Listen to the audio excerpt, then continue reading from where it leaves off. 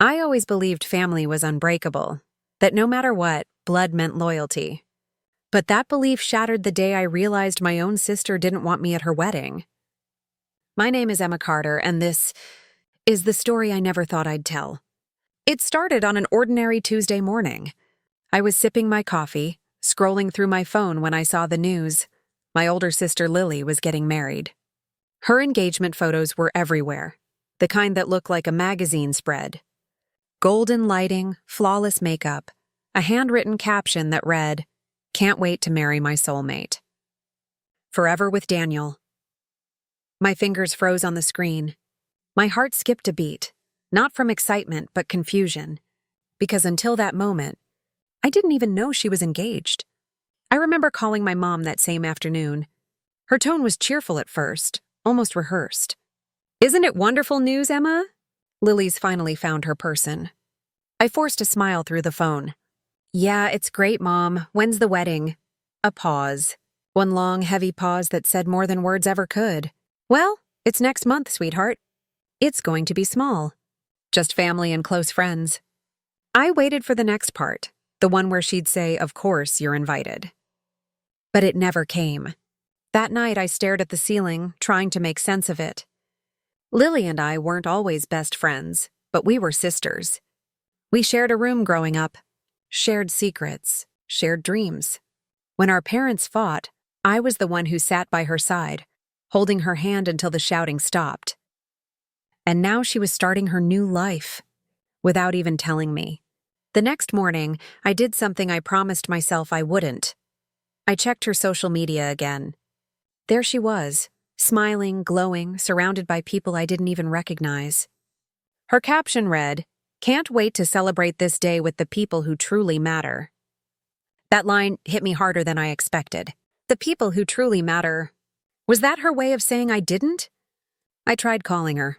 Once, twice, 3 times. No answer. I left a message, simple, polite. "Hey Lily, I just saw your post.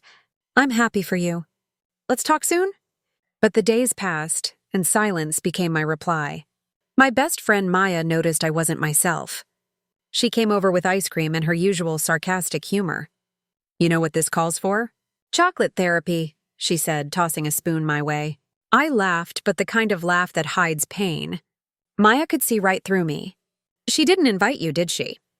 I shook my head. Her face changed. "That's odd, Emma, even for her." I wanted to defend my sister, to believe there was a misunderstanding. Maybe the guest list was small. Maybe it was all last minute. But deep down I knew. Lily didn't forget. She chose not to include me. Still, I couldn't stop myself from wondering about her groom, Daniel. I'd only met him twice before. The first time he was charming, polite, and maybe a little too confident. He had this way of making people feel seen, while somehow keeping his own world locked away. The second time was different. It was at our parents' anniversary dinner. I noticed the way his smile faded when Lily spoke. The way he subtly corrected her stories, like he wanted to control the narrative. At one point, he looked at me across the table and said, almost jokingly, "You know, Emma, Lily told me you can be intense sometimes." He said it with a grin, but something about his tone made my stomach twist. I laughed it off, but that night Lily pulled me aside. "Please don't make things awkward, okay? Daniel doesn't like drama." Drama? I wasn't the one making things awkward. I just didn't trust him, and she could feel it. Weeks passed. The wedding date crept closer. Mom kept mentioning plans in passing, flower themes, photographers, the exclusive guest list. Every word stung a little more. One evening, I asked directly, "Mom, why didn't Lily invite me? Did I do something wrong?" She sighed. "Oh, honey, it's complicated. You two have always been so different. Lily just wants peace at her wedding. You know how sensitive Daniel is about family tension. Peace. That word echoed in my head for days. Apparently, peace meant pretending I didn't exist. That night, I went through old photos, birthdays, road trips, messy childhood memories. Lily's laughter, my goofy grin. We were inseparable once. How did we go from sharing secrets to keeping them? Maya called again. You can't let this eat you alive, Em. Maybe it's a blessing. A blessing? I laughed bitterly. She's marrying a guy I barely know, and I'm not even part of her life anymore. Maya hesitated. Sometimes people distance themselves because they're hiding something. Her words hit me harder than I expected. Hiding something. A few days later, I got an unexpected email. The subject line read, it was a mass email from the videographer, apparently sent to the wrong Emma. Curiosity got the better of me. I clicked. It wasn't the full video, just snippets, behind-the-scenes moments. Lily laughing, Daniel adjusting his tie, a voice saying, "Make sure we cut that part later." But something about Daniel's tone in that clip made my heart race. It was sharp, cold. Not the kind of voice you'd expect from a man about to marry the love of his life. The clip ended abruptly, but the feeling stayed. That night I couldn't sleep. I kept replaying that short clip in my mind, the way Daniel's expression shifted when he thought the camera wasn't rolling. Something was off. I couldn't explain it, but I felt it, like a quiet storm building beneath the surface. And maybe that's when I knew. The invitation wasn't the only thing missing. Something darker was hiding behind their perfect smiles. If I'd known what that wedding would lead to, the chaos, the secrets, the heartbreak, maybe I would have been grateful I wasn't invited. But back then I just felt forgotten. And in trying to stay out of her life, I was about to uncover a truth that would shake both of ours forever. When I think of Lily, I don't picture the woman in the designer dress smiling for perfect wedding photos. I picture the little girl who used to braid my hair while we sat under the old oak tree behind our house, our secret fort made of blankets and laughter. Back then it was always Lily and Emma. She was the dreamer, I was the quiet one. She'd come up with wild plans, building a restaurant out of mud pies or pretending we were lost explorers. And I'd follow, happy just to see her smile. I still remember the way she'd call me Emmy. No one else ever did. When she said it, it sounded like home. We weren't a perfect family. Our parents argued often, mostly about money, sometimes about nothing at all. But Lily and I built our own world inside that chaos. When Mom cried, Lily would turn on the radio and say, "Come on, Emmy, let's dance until the noise disappears." And we did. We'd spin in circles, laughing until the tears didn't matter anymore. That was Lily, bold, loud, fearless. And I admired her more than anyone. As we grew older, things began to shift. High school changed her. Maybe it changes everyone. She started hanging out with people who cared more about looks and status than kindness. I was still the quiet one, the one teachers liked, the one people forgot to invite. Lily started to notice the difference too. She'd tease me for my simple clothes, my plain hobbies, the way I preferred books over parties. It wasn't cruel, not at first. It was more like she was trying to outgrow me. Still, I believed we'd always find our way back to each other. Because that's what sisters do. Then she met Daniel. I remember that day vividly. She came home glowing, literally glowing. Her eyes sparkled in a way I hadn't seen in years. "Emmy?" she said, twirling her hair like a teenager in love. "I met someone. He's perfect. He's confident, successful, and he actually listens." I smiled. "That's great, Lily. What's he like?" She paused. "He's different. You'll see." And I did. Daniel had that kind of charm that fills a room before he even speaks. He was polite, articulate, and he had this practiced warmth, the kind that makes everyone believe they're special when he talks to them. But there was something about his eyes. Behind that warmth there was calculation. I noticed it the first time he shook my hand. He held it a little too long, his smile a little too perfect. Later that night, Lily asked, "So, what do you think of him?" I hesitated. "He seems confident." She rolled her eyes. "Come on, Em. Don't start analyzing him already. Not everyone needs your approval." I laughed it off, but something inside me shifted. It was the first time Lily ever made me feel like an outsider in her life. The months that followed were a blur of Lily and Daniel. She started missing our weekly coffee meetups, canceling at the last minute with excuses like, "Daniel's planning something special," or "you wouldn't understand." Conversations that once flowed effortlessly turned into polite check-ins. I'd ask, "How are you feeling?" And she'd reply, "Busy, but good." Always busy, always good. I could feel her slipping away. And it wasn't just her. Mom adored Daniel. Dad called him the son he never had. Everyone seemed blinded by his success, his charm, his smile that never quite reached his eyes. One night, during dinner, Lily mentioned Daniel's new promotion. Everyone congratulated him, of course. I said, "That's great." "What company is it again?" He gave me this quick glance, the kind people use when they don't want to be questioned. "Oh, it's a private firm," he said vaguely, sipping his wine. "We prefer to keep things discreet." Lily laughed nervously and changed the subject. That moment stayed with me. It wasn't what he said. It was how he said it. Like truth was something he rented, not something he owned. As Lily and Daniel's relationship grew, our family dinners became less about connection and more about presentation. Everything had to look perfect. Every detail had to reflect Daniel's image of success. I once caught Lily in the kitchen, quietly crying as she fixed the table. "Hey," I whispered, "what's wrong?" She quickly wiped her eyes. "Nothing, just tired." Her voice trembled slightly. I didn't believe her, but I didn't push. Maybe that was my mistake. After that, things between us became delicate. Every conversation felt like walking on glass. If I asked about Daniel, she'd get defensive. If I avoided the topic, she'd accuse me of being distant. So I tried another approach.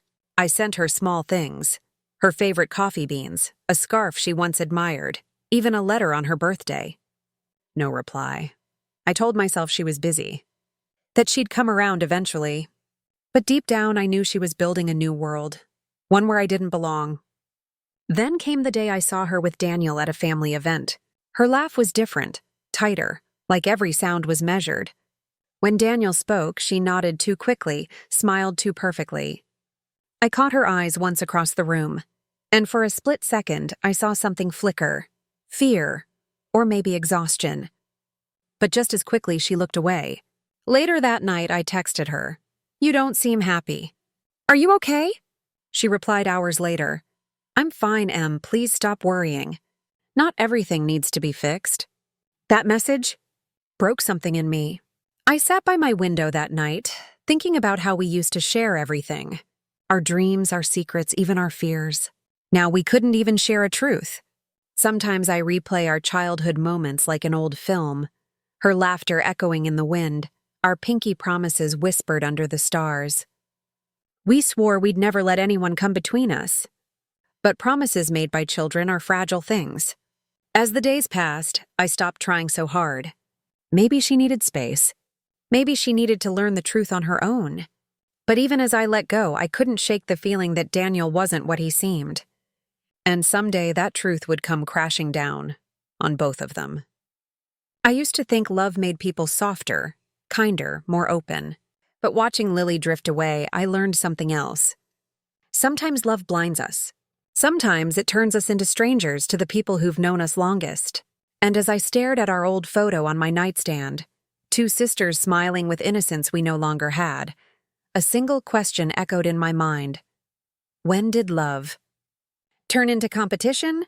I remember scrolling through my phone that morning, my thumb hovering over the glowing screen as picture after picture filled my feed. Lily, standing in front of a floral arch that looked like something out of a fairy tale. Her white gown shimmered under the soft golden light. The caption read, "The most perfect couple finally says I do."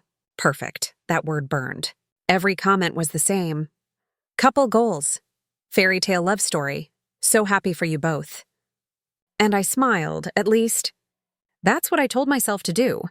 I typed a simple, "You look beautiful, Lily," and hit send. My heart felt heavier with every picture I saw. I wasn't there.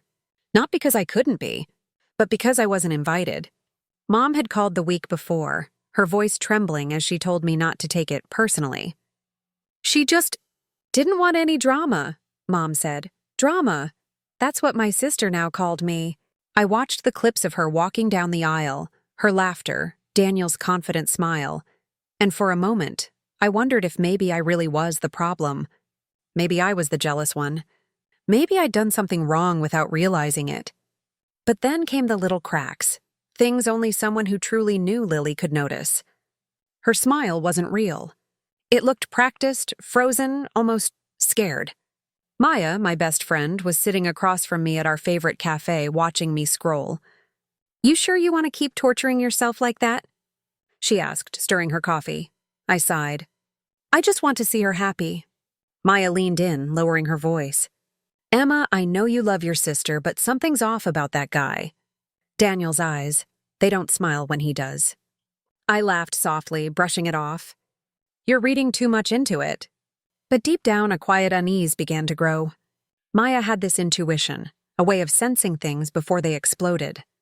And as the world called Lily's wedding perfect, I started wondering, what if it wasn't? Because sometimes, behind every perfect photo, lies a truth no one dares to post. It happened on a quiet Sunday morning. One of those lazy, uneventful days when you're just scrolling aimlessly, trying not to think about things that still hurt. My phone buzzed. A new message. From Lily. For a second, my heart skipped. We hadn't talked in months. Maybe she was reaching out? Maybe she regretted everything? I opened it with trembling hands. But the words weren't meant for me. He deleted the chat, but I saw it. "If anyone finds out, it's over. Don't text me again." My breath caught. I stared at the screen, reading the message again and again. Then I realized it wasn't to me.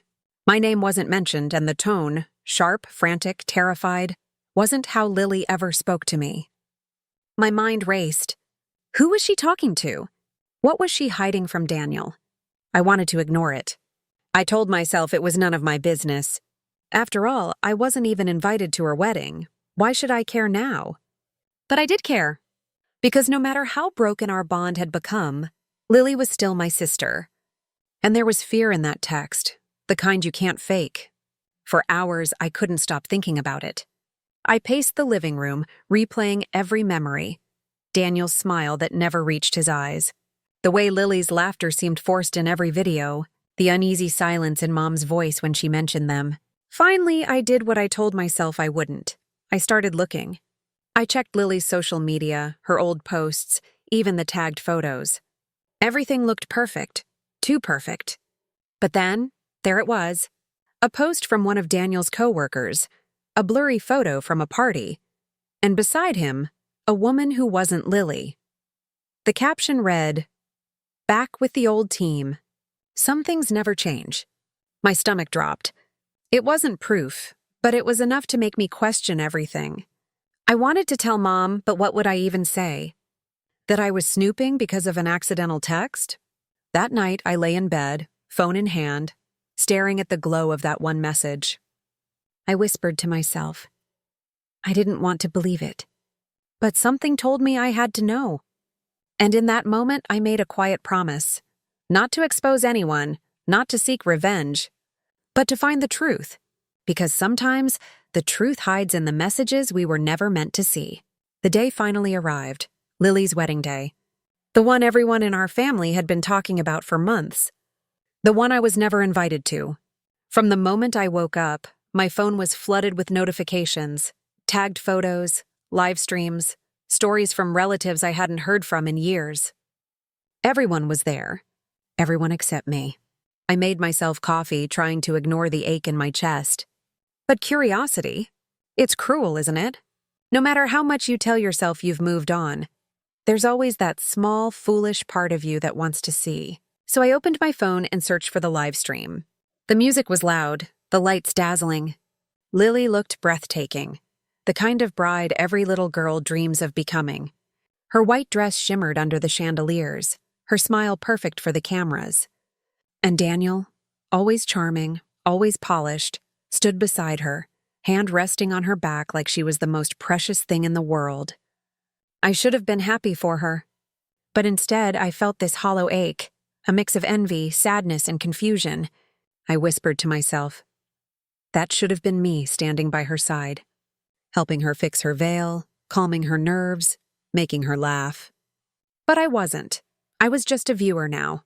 an outsider watching my sister's fairy tale unfold from behind a screen. Then something strange happened.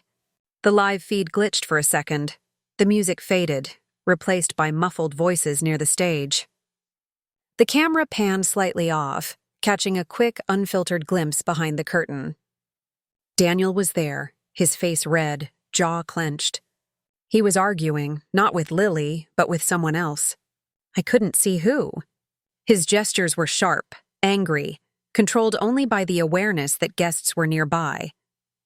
The camera cut back quickly, refocusing on the smiling couple, pretending nothing had happened. But that moment, it stayed with me. I replayed it several times, zooming in, slowing it down. You could see it in Lily's eyes when she returned to the stage. Her smile trembled. For just a second, it faltered. The comments flooded with praise. Such a perfect wedding. They look so in love. But I knew what I saw. Behind that perfection, something was cracking. I set my phone down and stared at the empty room around me. And then I whispered, almost to myself, maybe missing that wedding was fate.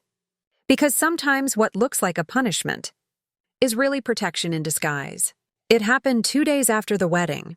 A regular morning, until my phone started buzzing nonstop. Ping, ping, ping. At first, I thought it was just the usual. More wedding photos, more posts of Lily's fairy tale. But when I opened the first message from Maya, my heart dropped. Emma, have you seen this? It's everywhere. There was a link attached, a video that had already hit over 1 million views. I pressed play, and within seconds, the air left my lungs. It was Lily's wedding. The same grand ballroom I'd watched through my screen. The same moment of joy, beauty, and celebration. But this time, the camera wasn't focused on the stage. It was shaky, filmed from behind the curtains, and it captured something no one was supposed to see.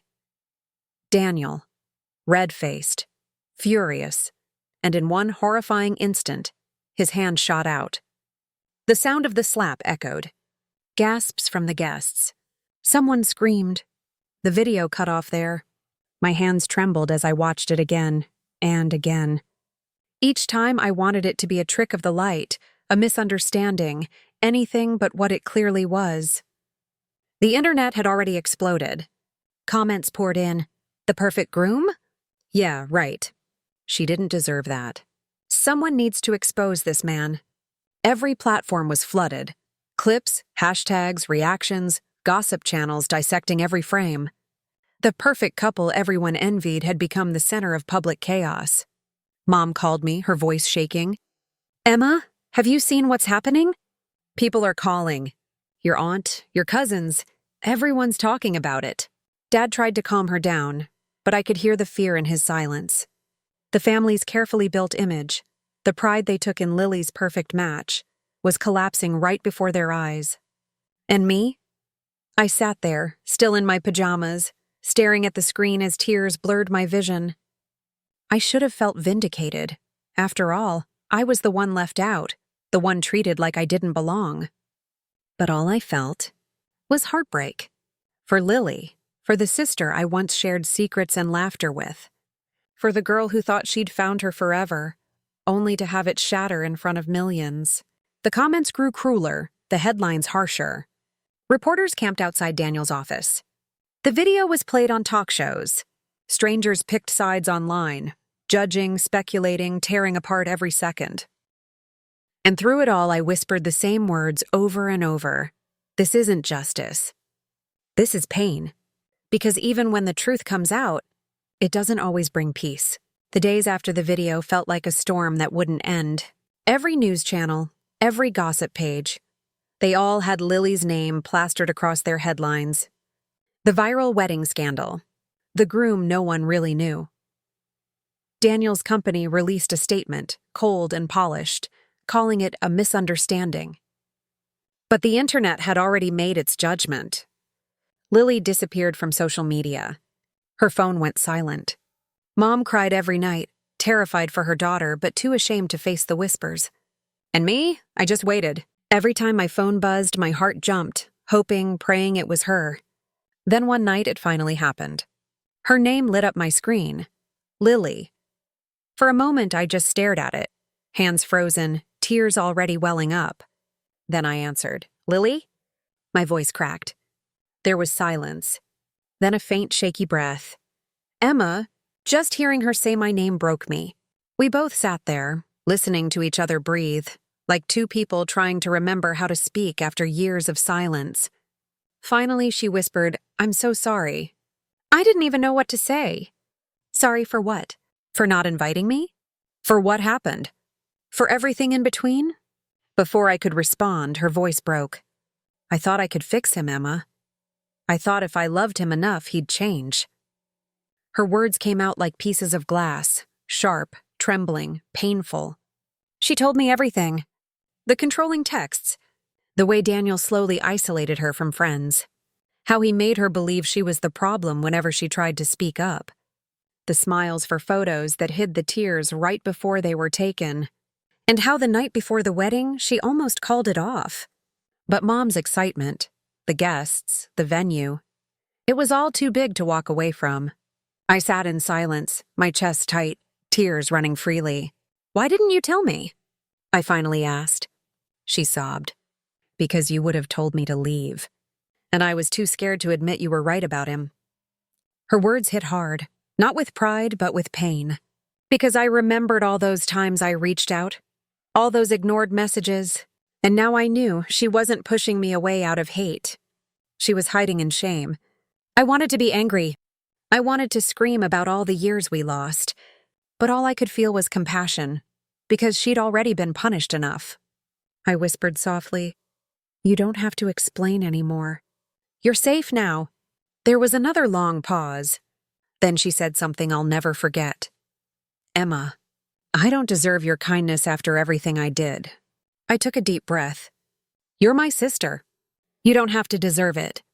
And for the first time in years, we cried together, not as enemies or strangers, but as sisters again. Outside, the storm of gossip still raged on. But inside that call, there was silence. The kind that feels like healing. A week after that phone call, I drove to Lily's house. It was the same house I'd once helped her decorate, now cold, quiet, and half empty. Curtains drawn, photos taken down, the kind of silence that carries shame. When Lily opened the door, I almost didn't recognize her. Her eyes were swollen, her hair unkempt, her smile gone. But when she saw me, she broke down. No words, just tears. I hugged her tight, feeling her shoulders shake. For the first time in years, there were no walls between us. No ego, no silence. Just two sisters trying to piece each other back together. We sat down in her living room, the one still scattered with unopened wedding gifts. The sound of the clock ticking filled the space between us. She whispered, "He's been calling, threatening, saying he'll fix everything if I just delete the videos." I clenched my jaw. "Lily, he doesn't want to fix anything. He wants control back." She nodded weakly, staring at her phone. "Emma, I can't do this alone." That's when I decided she wouldn't have to. We went through her phone together. Dozens of deleted messages, emails, and strange transactions linked to Daniel's business. And one folder, hidden deep, full of screenshots from another woman. Messages that started long before the wedding. The perfect groom was living a double life. Fake companies, fake promises, fake love. The truth wasn't just ugly, it was calculated. I felt my chest tighten with rage, but I stayed calm. Because anger was what he thrived on. Truth was what would destroy him. When Daniel finally showed up that evening, pounding on the door, Lily froze. I stood up first. He looked shocked to see me. "Emma? What are you doing here?" I met his gaze, steady and unflinching. "Protecting my sister. Something you should have done." He scoffed, fake charm dripping from his tone. "You don't know what you're talking about. This is between me and Lily." I stepped forward. "No, Daniel. It's not. Not anymore. The world's seen who you really are. And now, so have we." He tried to argue, to twist the story, blaming the media, the stress, even Lily. But I didn't let him finish. I placed the printed screenshots on the table, his messages, his fake business accounts, his lies. Every secret he'd buried was laid bare in black and white. For a moment he was speechless. His mask slipped. I could see the panic in his eyes, not from guilt, but from losing control. I took a slow breath and said, "You can lie to everyone else, Daniel, but you can't lie to us anymore. You don't get to decide her story." Lily's hand trembled as she reached for mine. For the first time, I felt her strength return, quiet, but real. Daniel's voice broke the silence one last time, low and bitter. "You'll regret this." I smiled faintly. "No, I think you finally will." He stormed out, slamming the door so hard the walls shook. But the air that followed felt lighter, like the weight of years had finally lifted. Lily sank into the couch, her eyes red but clear. "How did you stay so calm?" I looked at her and whispered, "Because I learned something, Lily. Sometimes the loudest revenge isn't destruction. It's truth spoken calmly to the one who never wanted to hear it." And in that quiet room, surrounded by broken pieces of her once perfect life, my sister finally began to heal. In the days that followed, everything Daniel had built, or rather, pretended to build, began to crumble. The footage, the screenshots, the truth, it all came out. At first, he tried to deny it. He called it fake news, accused people of editing the evidence. But you can't fight the truth forever, especially when it's already viral. His business partners cut ties. His company issued a statement distancing themselves from him. The luxury car he flaunted online was repossessed. Turns out, it wasn't even his.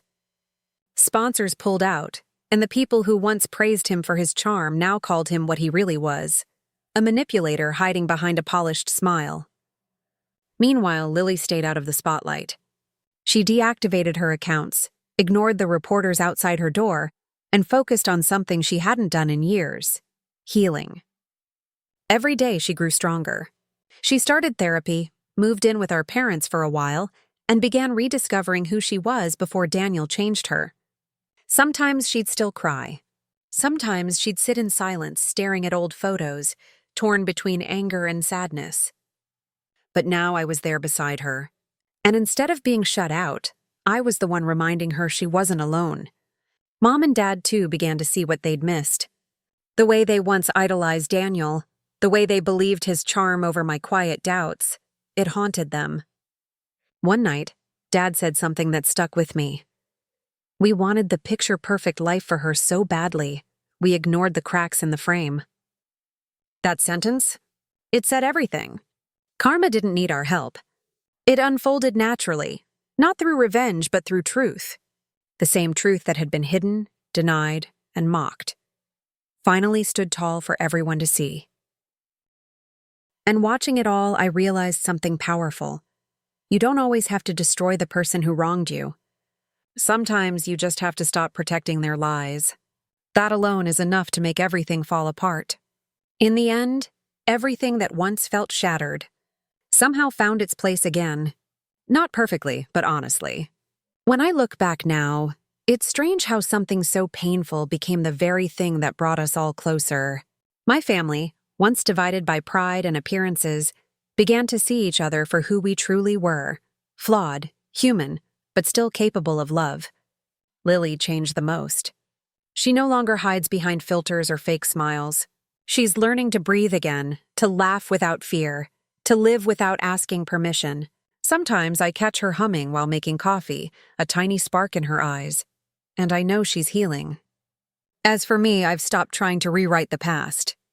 Because maybe it unfolded exactly as it needed to. If I had been invited to that wedding, I might have stood beside Daniel too, smiling, blind to everything beneath the surface. But life had other plans. Painful ones, yes, but necessary. I've learned that trust isn't about believing in perfection. It's about standing beside someone even when they've fallen apart. And forgiveness isn't about forgetting. It's about freeing yourself from the weight of what should have been. Sometimes I still think about the day I saw that video, how my heart ached for Lily, how anger burned inside me. But now when I think of it, I don't feel rage anymore. I feel peace. Because truth did what revenge never could. It restored what lies had broken. My voice softens when I think of it now, and I whisper to myself, sometimes the best revenge Is letting truth speak louder than hate? Today, Lily and I walk together again, not as perfect sisters, but as real ones. We share Sunday breakfasts, laugh about childhood memories, and remind each other that no wound stays open forever. The scars remain, yes, but they tell a story of strength, of survival, of second chances. And as soft music fades in the background, I can almost hear the lesson echoing in my heart. That even after betrayal, after silence, after pain, love finds a way back. Not the kind you see in fairy tales, but the kind that forgives, that rebuilds, that endures. Because when truth finally stands where lies once ruled, peace always follows.